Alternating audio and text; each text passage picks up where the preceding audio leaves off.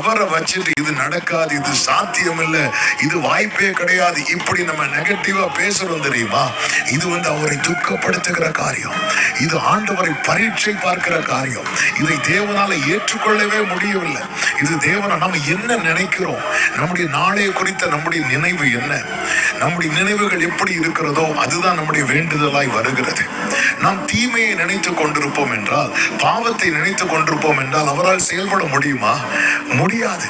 அப்போ எனக்குள்ள யார் இருக்கிறாரோ அவருக்கு ஏற்றார் போல என்னுடைய நினைவுகள் இருக்கணும்.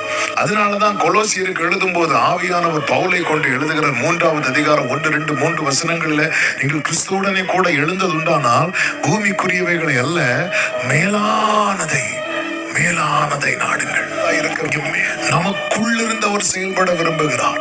ஒவ்வொரு தேவ பிள்ளையும் புரிந்து கொள்ள வேண்டும். மீட்கப்பட்ட, அவரால் முத்திரை போடப்பட்ட ஒவ்வொரு தேவ பிள்ளையும் அறிந்து கொள்ள வேண்டிய சத்தியம், நான் என்னுடையவன் அல்ல, எனக்குள்ளே பரிசுத்த ஆவியானவர் இருக்கிறார், அவருடைய வல்லமை இருக்கிறது.